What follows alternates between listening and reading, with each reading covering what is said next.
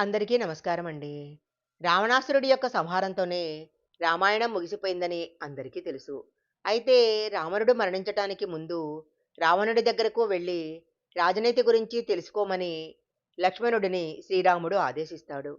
అన్నమాట గౌరవించే లక్ష్మణుడు బ్రాహ్మణుల్లో ఉత్తముడైన రావణుని దగ్గరకు వెళ్ళగానే ఆయన ఇలా చెప్తాడట. రథసారథి, పాలవాడు, వంటవాడు సోదరులతో ఎప్పుడూ స్నేహంగా మెలగాలి.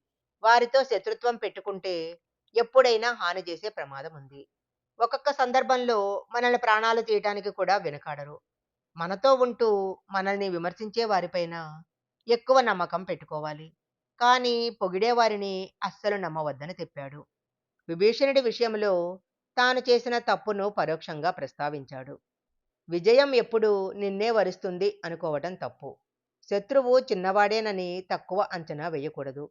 ఎవరి బలమెంతో ఎవరికి తెలుసు. హనుమంతుడిని కోతే కదా అని తక్కువ చేసి చివరకు ప్రాణాల మీదకు తెచ్చుకున్నానని రావణాసురుడు లక్ష్మణుడితో తెలిపాడు. రాజుకు యుద్ధంలో గెలవాలనే కోరిక ఉండాలి. కానీ అత్యాశాపరుడై ఉండకూడదు.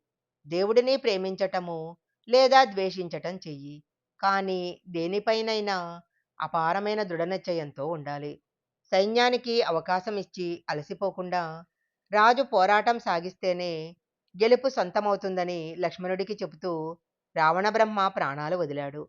ఆయన చెప్పిన ఈ మాటలు ఈ కాలంలో మన జీవితాలకు వర్తిస్తాయి. ఈ విషయాలన్నీ రామాయణంలో ఉన్నాయి.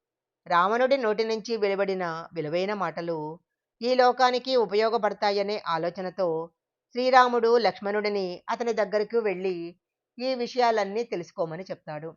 ఈ వీడియో గనక మీకు నచ్చినట్లయితే లైక్ చేయండి, షేర్ చేయండి. ఇలాంటి మరిన్ని వీడియోల కోసం మా ఛానల్ సబ్స్క్రైబ్ చేసుకోండి. పక్కనే ఉన్న బెల్ ఐకాన్ని యాక్టివేషన్ చేసుకుంటే మేము పెట్టే వీడియోలన్నీ కూడా మీకు ముందుగానే నోటిఫికేషన్గా వస్తాయి. మరొక మంచి వీడియోతో మళ్ళీ కలుసుకుందాం.